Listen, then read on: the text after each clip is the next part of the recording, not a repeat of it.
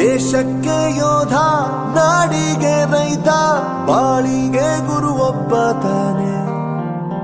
ಅಕ್ಷರ ಕಲಿಸೋ, ಅಜ್ಞಾನ ಅಳಿಸೋ, ಅವನೂನು ಅನ್ನದಾತಾನೆ. ತಪ್ಪು ಸರಿಯ ತಿದ್ದಿ ತಿಳಿ ಹೇಳಿ ಸಮಬುದ್ಧಿ ನಮ್ಮ ಚಿತ್ತ ಶುದ್ಧಿಯಾಗೋ ಹಾದಿ.